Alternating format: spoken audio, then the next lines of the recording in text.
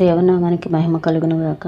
మన ప్రభును రక్షకుడైన యేసుక్రీస్తు వారి నామంలో అందరికీ ఉదయకాల శుభములు తెలియజేయుచున్నాను. ఈరోజు దేవుని వాగ్దానము లూకాసు వార్త 22వ అధ్యాయము 32వ వచనము. నీ నమ్మిక తప్పిపోకుండునట్లు నేను నీ కొరకు వేడుకొంటిని. మనకి విశ్వాసంలో సన్నగిల్లిపోకుండా, విశ్వాసంలో తగ్గిపోకుండా చూసుకోవాలి. ఎందుకంటే ఆశీర్వాదాలు మనకి కావాలంటే కేవలం విశ్వాసమే మనకి మూలాధారం. విశ్వాసం అనేది భూమి మీద నుండి పరలోకానికి కలపబడటానికి వేయబడినటువంటి ఒక తీగ లాంటిది. విశ్వాసం ద్వారానే దేవుని దగ్గర నుండి మనము జవాబు పొందుకోగలము. అటు విశ్వాసం తగ్గిపోకుండా చూసుకోవాలి. క్రైస్తవుడా, నీ విశ్వాసం విషయమై జాగ్రత్తగా చూచుకొనుము. ఎందుకనగా నీకు ఆశీర్వాదము కలుగుటకు కేవలము విశ్వాసమే మూలాధారము. ప్రార్థించువాడు విశ్వాసముతో తీవ్రాశక్తి గలవాడై ప్రార్థించితేనే తప్ప అతని ప్రార్థనకు ఫలము రానేరాదు. విశ్వాసమనున్నది భూమి మీద నుండి పరలోకమును కలుపుటకు వేయబడిన తంతి తీగ వంటిది. దాని ద్వారా దేవుని జవాబు ఎగిరివచ్చును. మన ప్రార్థనలో పరలోకమునకు చేరకముందే ఆయన జవాబు మన యొద్దకు పంపబడును. మనం ఇంకా మాట్లాడుచుండగానే ఆయన ఉత్తరం ఇచ్చుచుండును.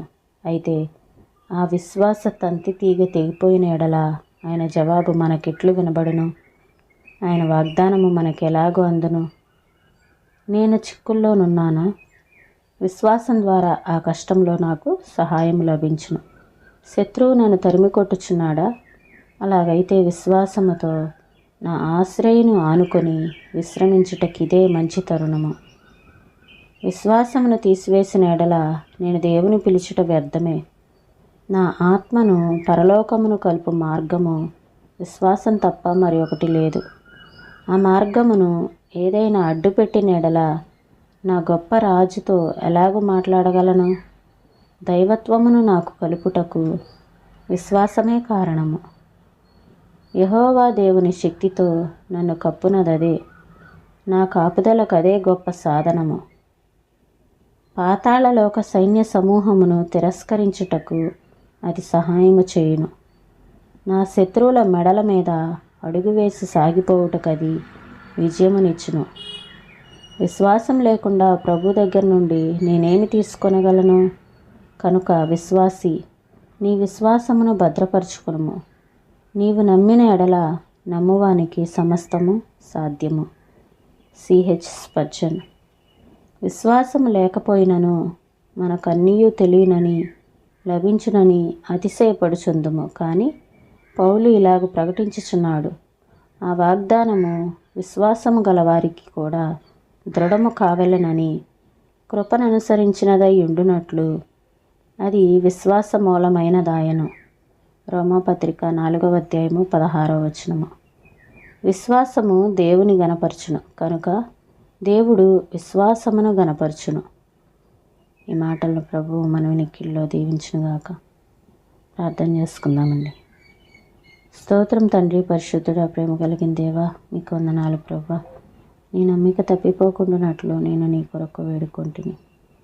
దేవా, మా నమ్మకం తప్పిపోకుండా, మేము విశ్వాసంలో సన్నగిల్లిపోకుండా మాకు సహాయం చేయమని వేడుకొంచున్నాం ప్రభా. స్తోత్రంలో నాయన. అయ్యా నా తండ్రి, విశ్వాసం అనేది భూమి మీద నుండి పరలోకానికి కలపటానికి వేయబడిన ఒక తీగ లాంటిది అని మీరు నాయన ప్రభు మాట్లాడుతూ ఉన్నారు దేవా.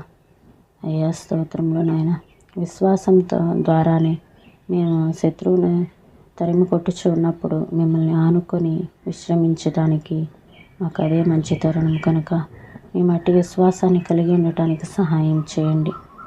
దేవానికి స్తోత్రంలో ఎటువంటి మాకు ఆశీర్వాదం కలగాలి అంటే కేవలం విశ్వాసమే మూలాధారం అని సెలవిచ్చారు ప్రభువా. అటువంటి విశ్వాసం కలిగి మీ యొక్క ఆశీర్వాదంను పొందుకోవటానికి మాలో ప్రతి ఒక్కరికి మీ కృపను అనుగ్రహించమని యేసయ్య పరిశుద్ధమైన నామంలో అడిగి వేడుకొంచున్నాం తండ్రి. ఆమేన్.